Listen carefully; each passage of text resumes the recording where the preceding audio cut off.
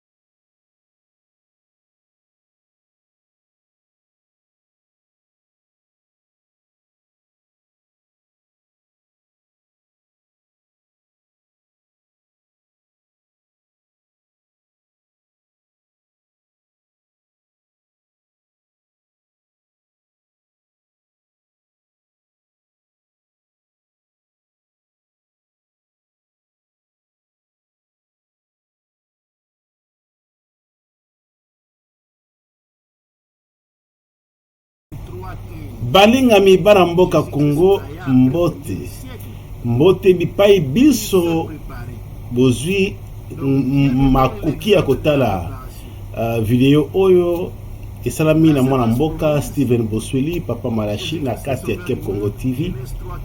Bokutani malamu na kati ya chaîne ya biso, chaîne ya Baramboka kitoko makasi Kep Congo TV. Contribution à yo pour la chaîne Oyozelekaka o s'abonner. Bon s'abonner massivement à la Kep Congo TV.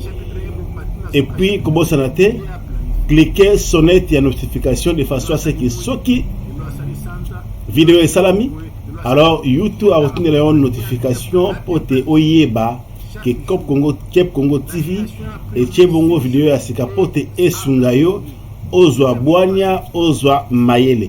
Vous allez voir dans sujet belé autocolbela a on a katia Kep Congo TV, religion, la parole de Dieu, la politique, éducation à la vie, mambekese, mimbanga, nkoni, moni monanzete.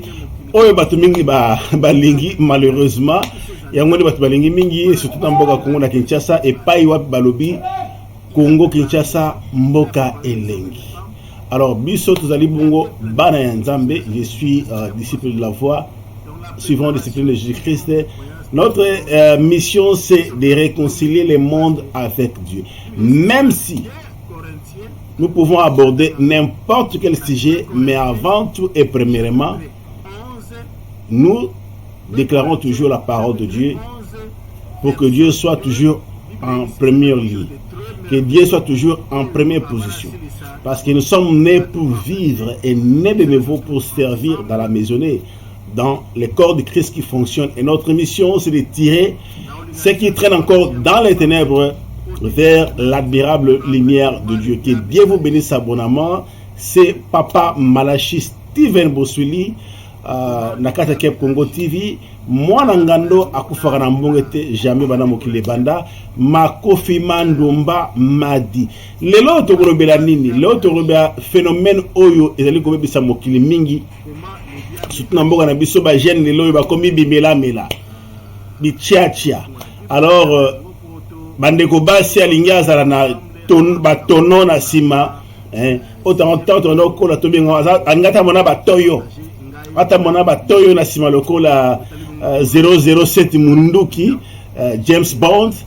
Alors bana basi bakomi kotia bitiatia na sima na bango po evimba parce que soka otambola bamibali bazolanda nzela ya masumu nzela ya kufa. Alors bitiatia wana ebebisi bavi ya bandeko basi ebele pe bandeko mibali bakomi bongo na bimela bitiatia pote azwa bankuma azwa biloko ya ndenge na ndenge pote à se satisfaire. Or ezali kobebisa vi ya bato mingi yango lelo na kati ya Cape Congo tito aborde sujet oyo de façon à ce que tosunga bato tosunga peuple na nzambe na tina ete tokima libunga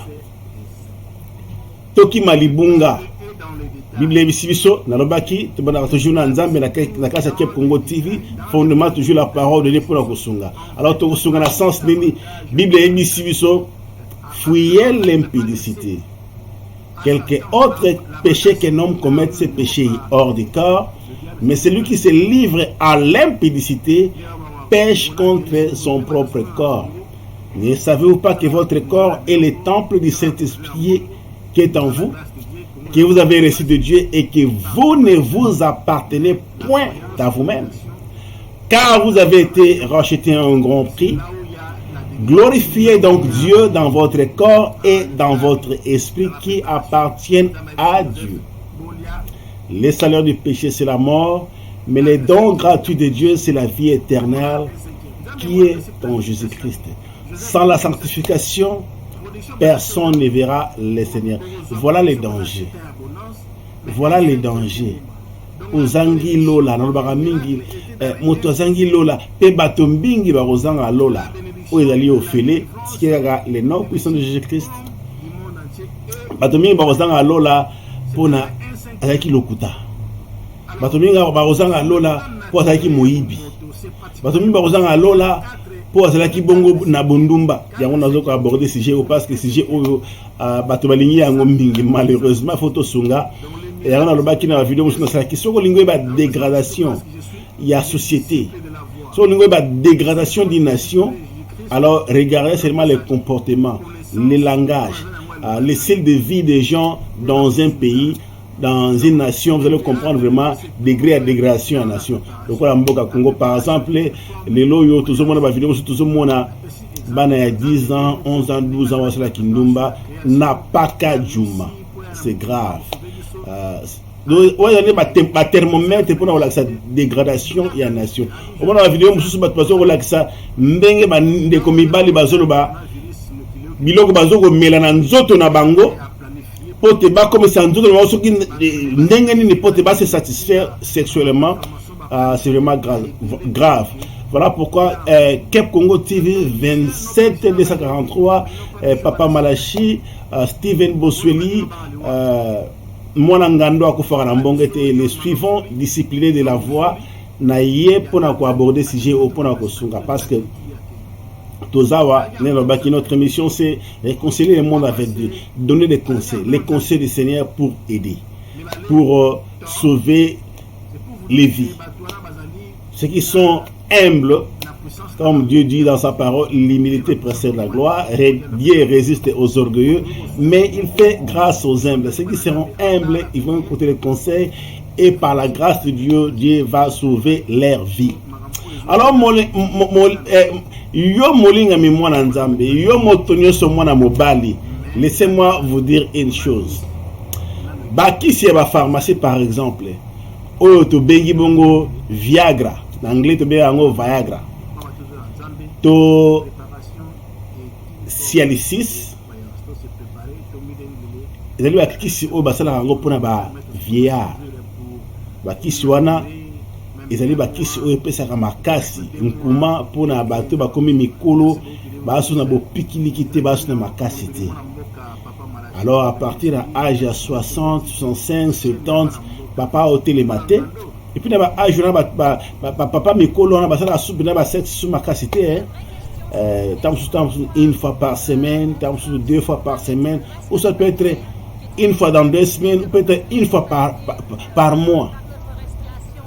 Dans la émission belé, papa bikolo déjà, et comme camarade, il y a moi c'est mon bal comme camarade, pendant que c'est fait peut-être une fois par mois, et comme célébration comme moi fête il faut pas célébrer yango moi ça la mobile na yelo moi kitoko ba lepo ba ko s'accoupler na ba âge wana et on va kisi wana ba sala yango pona ba mikolo ba si ba lembi 70 75 80 ba se satisfaire na moi sinaye nde ba sala ba kisi wana et ba pharmacie wana lokola ba Viagra ba Ciel6 Anafrani teba yango mingi na kombo ya Ana Muyanzi ba mingi piba yebi yango surtout biso ba to ba série 60 série 70 ba série 80 en tout cas ba kombo wana fo boye ba yango donc Ana Muyanzi basala ba kisala pona ba mikolo ba fiya mais malheureusement lelo ba jeune ba koma ko sala yango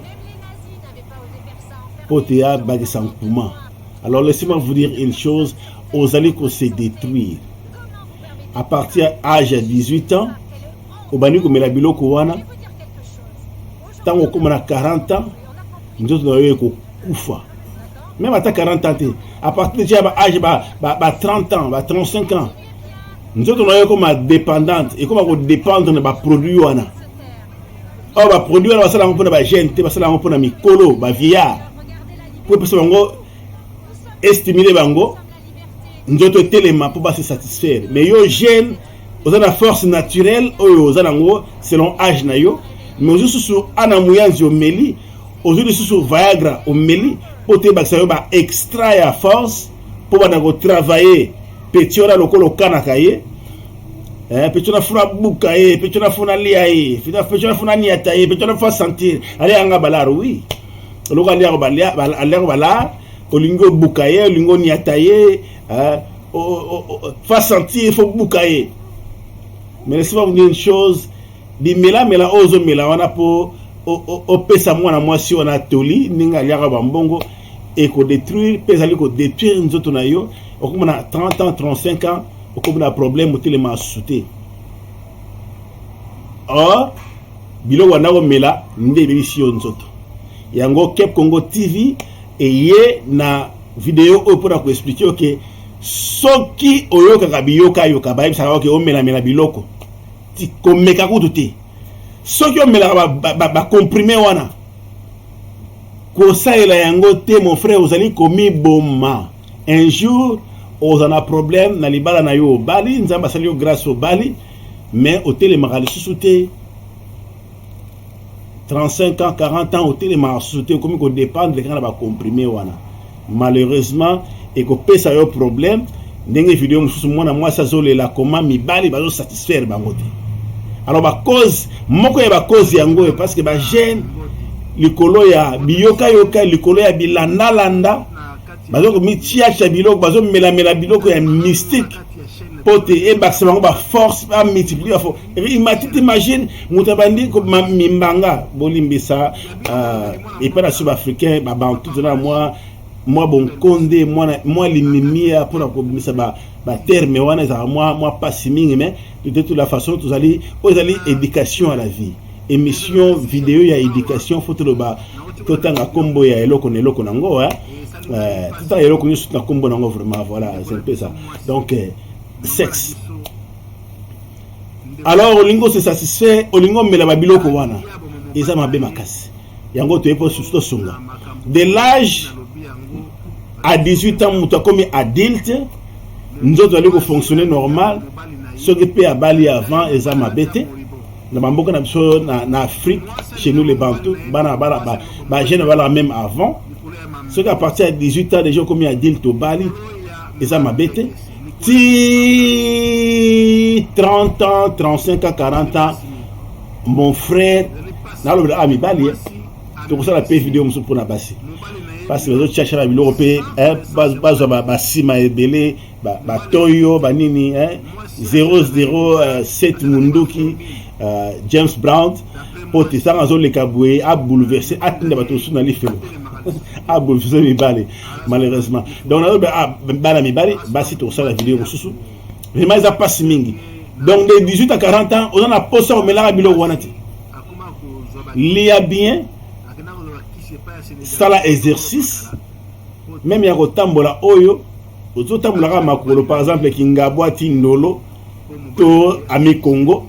makolo zongi eza exercice monene koleka una tina okele gym te toza tango ata okimi mbangu te kotambola kaka normal olongwe kingabwa exam olongwe ngabwa exam ti ndolo ozongi to ami Congo ozongi to kela poma tete era pour sa référence ya kingabwa parce que avant na bimamboka na kofana kingabwa donc olongwe na exam ti poma tete ozongi aller retour eza maman exercice.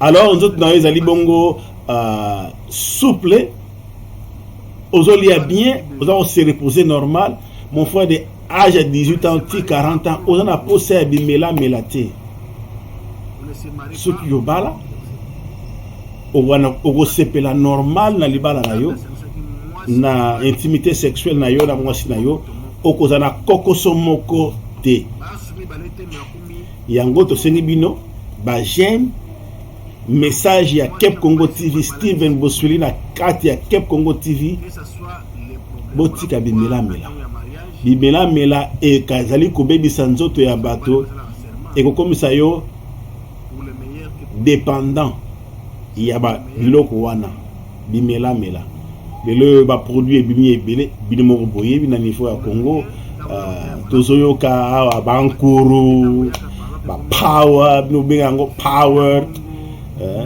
mogomboro olia kimbiolongo ocha ankuru omela gene oziba power ozioche oziba anamuyanzi oziba viagra au mélanger donc tela biloko wana ñu soche na nzoto na yo pozo ka force donc la petite dia ka balar na yo faut punir et faut sentir a sentir l'oti obuma epete parce que a hôtel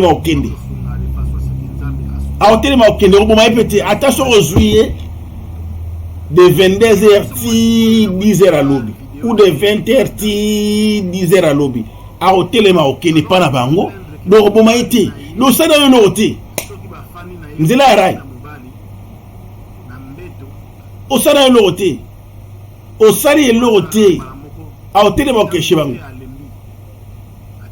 mais au contraire yo ndo zali ko bomanzoto yo sisa nzogo wala nzogo yo sisa nzogo na mukolo moko nzogo penza bo elefa yo sisa na mukolo moko jamais a hôtel mo kini pa na bangu o bo maite a sentir l'hôtel.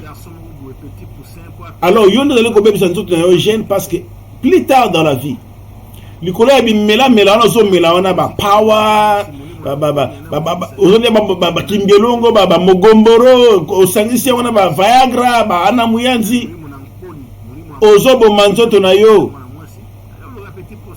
nzoto na yo comme dépendant ya ba biloko wana 35 à 40 ans bore telema asute okoma na difficulté bore telema asute comme luka élévateur po telemisango bore telema asute nzoto na ya mibale telema asute parce que yo moko boma yango comme luka o bandoki na lokio mutalokio azate yo moko ndio mi boma ndoki azate ndoki yo moko ndio mi boma na Kep Congo TV na epona sunga nazalaka pe jeune tolekaka pe na banzela ebele toyoki pe basolo ebele avec l'expérience personnelle pe ba expérience tozoyoka ba témoignage ya bato mosusu jeune garçon 30 ans 35 atelema asute pourquoi moko ya ba conséquences bimela bichiacha bato ba pesi ba témoignage que en Koro par exemple eza anesthésie et là eza anesthésie au tient na nzoto na yo et comme si tu libanga donc na plaisir ko du sexe sango ozo lingo sala au tient anesthésie oyoka ngote ba témoignage to yango ebele mais pourquoi ça bilo wani wana ozali ko bo manzoto na yo moko pourquoi jeune garçon elenge mobali botika bitiatia botika bimela ezali ko bo manzoto na bino wana nde liteya toyeli bino na kati ya Kep Congo TV esunga bino babiloko wana bachaka basalaka yango mpona surtout baproduit ya bapharmacie basalaka yango mpona bavieillard nalobaki yango na ebandeli mpe nazali kocontinue toujours koloba mpona kosunga botika bimela botika bichiatia na nzoto ezali koboma nzoto na bino plus tard dans la vie oza encore jeune mais nzoto etelemaka te. Nakosukisa mpona kopoza témoignage moko na les années 90 91 je crois. Nazalaka na Saint-Joseph. Nazalaka en quelque sorte garde malade. Mère nanga basalaka opération. Nanda kolandela na ba docteur ba infirmier nazolanda évolution ya mende basala opération. Na mère basala opération. Alors à côté ya chambre ya maman na Saint-Joseph na limité. Jeune moko basaki pe opération ya hernie. La chambre voisin. Alors papa moko ya otala ye. Tant papa na otala ye. Azo sulona ezo pesa ba conseil na ri pembeni wana nazoyoka. Papa a un âge de 72 ans. Si vous avez un âge de 72 ans, vous avez un âge de moto, vous avez un jeune garçon. L'été a fait ça et tu as une intelligence style. Tu as des 90 style, tu as 2021 et tu as une intelligence. Garçon, va faire une opération hernie. Docteur a fait que si on met la masse. Tu as la cigarette. Mais bah ça l'opération hernie. Quand à l'hôpital, pour te calculer, azo met la cigarette. Pour t'en aller et pour là qui et Messi Batofina, bah à qui obligé bah sur la salle d'op, bah ça la deuxième opération, bah ton elle subit. Bah on sait que la salle d'op, bah ça la opération bah tongi. Alors papa on est à 72 ans au talaye. Habitant n'est bien bah jeune bah au kufa.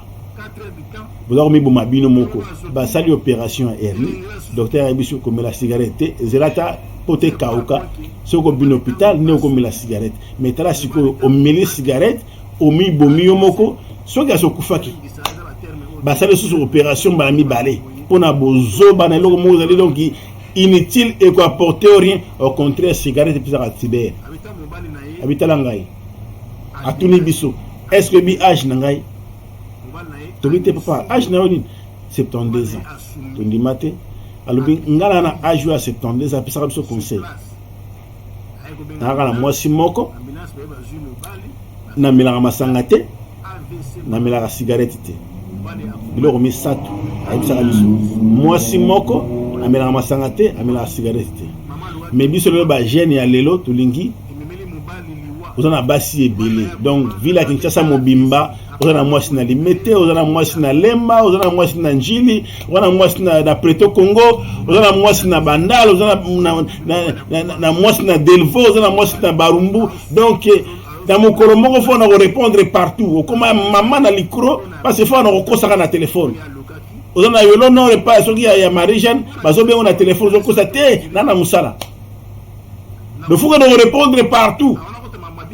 Alors à cause de cela yango yotunde biso ba jeune ya lelo yotuna ba jeune na bimela mela parce utaki na yolo nord falo tika mikumba otiki mikumba ba bengi shoge na bandal falo faut répondre na bandal OK na bandal faut beta mambekese alors ça il faut mela bimela mela faut beta tant que na barumu faut beta tant ozonga suna kingaba faut beta tant que na njili faut beta na mukolo moko beti mbala combien ndenge moko ya mwasi a après ça témoignage yemoko vraiment na mwa kuna chila bidongo isate auta na lemba epa ya boy soki kopena ya azwa 7 nzete 7 coups ake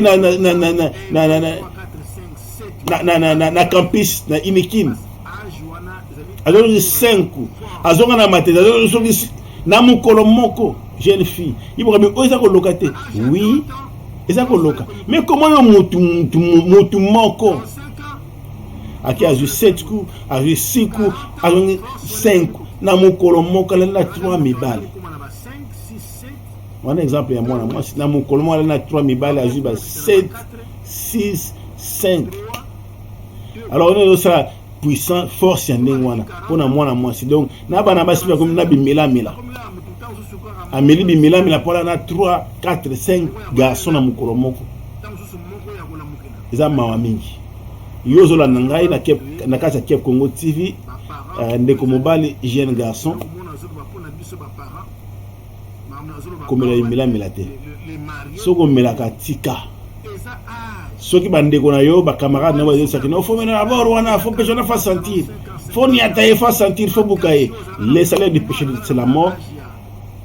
L'immoralité sexuelle est un lien spirituel. On a rebêté dans la vidéo pour expliquer en long et en large le risque d'immoralité sexuelle. Où les bongo liés à sexe, c'est vraiment grave. Mais à la zone bimela kulia bilok bilia lia ole mombito ole mogomboro ole makasu ole bilok belé bagi biolong ole. Et puis on bakisi a gagné. On bakisi power. Aujourd'hui ana moyen de 75 mg on met les sous. Très bien on continue dans tout na yo. Pour amener les personnes à sentir. Quel est ton âge? 20 ans, 25 ans. Bon temps on a 40 ans. C'est grave. Vous assumez ma c'était parce que aussi on se détruire yomoko. Okokanga bandoki plus tard un jour. Mais bandoki wana okanga ba existera te bazalaka te. Ndoki kaka yoboko. Alors maté na ngai na kasa ke Congo TV na mokolo lelo pona yo moto zo kolanda ezali po esunga yo kima mabe kima d'abord masumu bila lobi. Pourquoi mouriez-vous maison d'Israël? Je ne désire pas la mort du péché. Repentez-vous. Botanga Ézéchiel chapitre 18 à partir du verset 30. Bon mon on dit okufa pona nini? Na linga lewa ya mokufite ya moto masumu te. Bon wana pe o vivre. Ninza malobi. Fuyez l'impudicité. Dans l'entretemps, biso to kopesa ka mateya. Qui est ce polingi na yo ka vu na yo wana. Utakojuju azate. Minzamba linginde obongwana okufa na masumu te. Pe masumu zo détruire fiye batu mingi. Elibongo masumu oyo ya sexe. Masumu nyo na Bible ekokani te. To masumu nyo na mokili ekokani te. Naka na lisumu moko nzamba lobi kima bondumba. Pe yango ndi batu lingi mingi na mokili oyo pe na mboka Kongo apesi ngo mboka ya elengi pona nini bimela bichiachia de façon à ce que ba renier. Alors moi donc mboka bazo kata na mitu na este baza kuna te. Bazo zo beni baza kuna te. Na butemo babomi baza kuna te pona nini mboka elengi ameli ba gene akotisi ba mogomboro akali ba kimbiolongo ameli ba na franel ameli ba power pona kaka mayele ya moto eza orienté na buzoba. Alors buzoba wana eli ko détruire nzoto plus tard dans la vie. Nzoto ekufiti le masute kumukanga bandoki ndoki se yo moko ndeko nanga mobali olandinga na Cape Congo TV tika bimela ezali kuboma nzoto ekuboma nzoto na yo batela nzoto na yo tambola malamu lia malamu mela malamu soko bala que Dieu soit loué lia malamu ça l'exercice se reposer là tout au plus 6 à 8 heures 6 heures de temps 7 heures de temps 8 heures il y a pongi c'est bien pour nzoto et se guérir et se rajeunir lia malamu surtout ba fruits bandunda ulingara misunete lokola okoma député oningo sala o récupérer ba retard à lia misuni ba caviar yango pe ko misali bumu moyo telema susu ezalité mais lia mingi bandunda lia ba fruits ata comme député ata comme ministre mais tambula ata pa makolo ata pe sur jeep ya ofele à l'état mais zo pe ta o sala ata mo exercice o tamba makolo ata ba garde corps na yo tambula ba aider o tamba makolo o sala pe mo exercice de façon à ce que vous piquez naturel et zala so liara normal o se reposera normal la pongita normal ozo ata o sala exercice ata ya kotambola oyo wana tina ba Viagra te ozana tina ba ana muyanzi te ozana tina ba mogomboro te ntuna zali normal ndenge zamba sala ngo go telema ko sepela na kati ya libala na yo sepela mwasi na yo. Voilà le message. Si vous allez célibataire, restez chaste. Si vous allez célibataire, moi si restez vierge jusqu'au mariage, bien que c'est difficile, mais on peut faire un conseil et bitia cha mela ezali nzela ya kufa ezali koma nzoto ya bato. C'était Papa Malachi, Yabino Molobeli Mora Mboka, Papa Malachi, Steven Bosweli, na Katia Kep Congo TV, na Pesi Matea, Totika Bimela Mela, ezali Koboma Nzoto. Ndeto kutani mbala sima, na sije mosusu, lokola ba sije obolingi yango, yaba mambeke se yaba nkoni. Tokobete la bino avec la parole du Pono Sunga. Ndeto kutani mbala sima, en tout cas, Nzambe apambola bino, que Dieu vous bénisse. Ciao.